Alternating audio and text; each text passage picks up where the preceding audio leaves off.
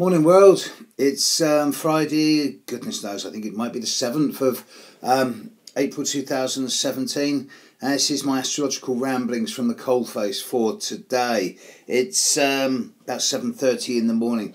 The missile strike against Syria last night from two American warships in the Mediterranean took place at 1:40/1:45 a.m. Greenwich Mean Time, GMT, Universal Time.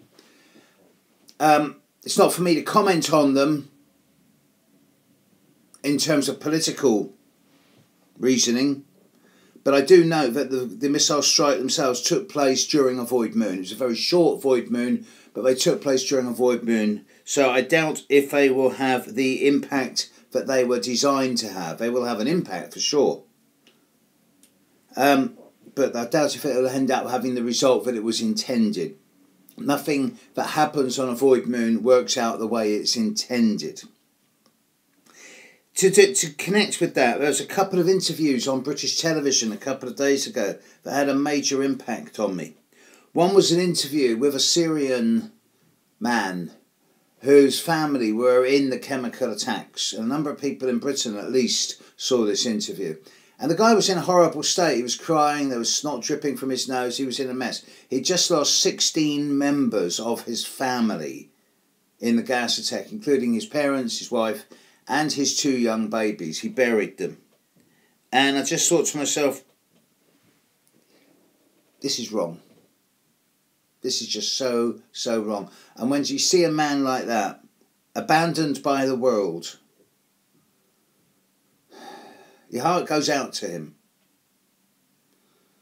The use of chemical weapons in war, it's an abomination. It always has been seen as that since World War I. It is an abomination and it needs to be stopped. And it doesn't matter who does it, it needs to be stopped. Crazy thing is, the same day, there was an interview on British television with the wife of an American man who was killed in the terrorist attack on Westminster Bridge in London. Now, every day there's terrorist attacks in Kabul and Syria and Iraq, and hundreds of people die sometimes. Four people died in the London attack. It was closer to home, which only got more publicity, so which is why I guess a lot of people focus on it. But the wife of the American chap who died, she was obviously in grief. She was crying during the interview. But she was an incredibly brave woman. And when the interviewer asked her, she said, "What do you feel towards the attacker? Do you feel any hatred?" And she replied, no. It's not what my husband would have wanted. There's too much hate in the world already. And I don't want to sort of lower myself by hating. And I'm paraphrasing her words here. This isn't exactly what she said, but this is what the meaning came across with.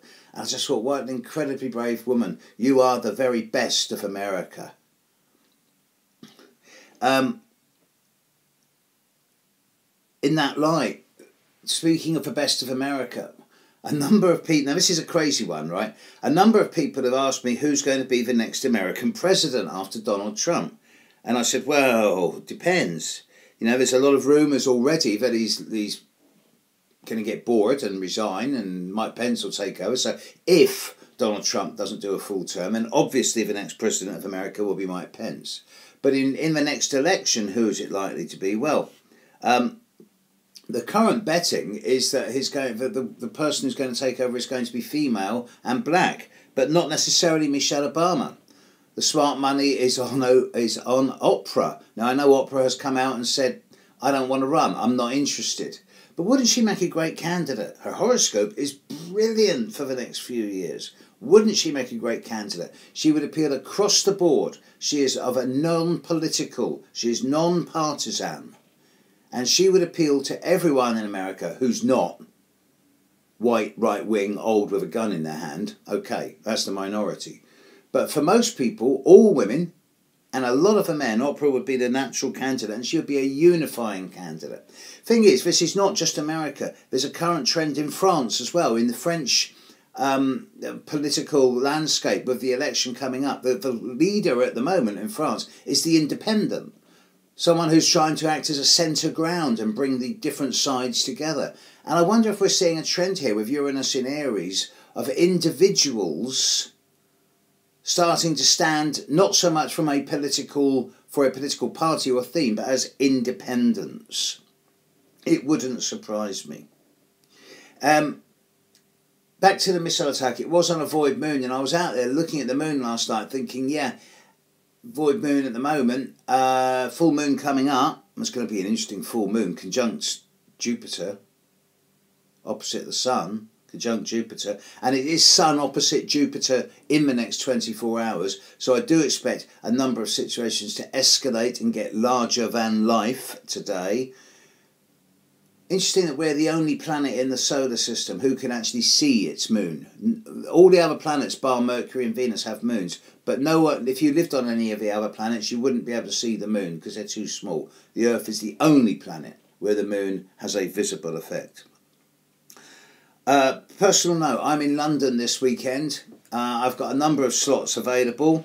I've still got 4 spaces left, so if you're interested in seeing me in London this Sunday in Regent Street, then drop me a line, steve@stevejudd.com. And I'm just going to start something for a month or two. I've got this little book called If, okay, and it's a number of different scenarios, if.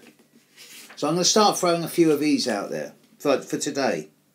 If you could physically transport yourself to any place in the world at this moment, where would you go?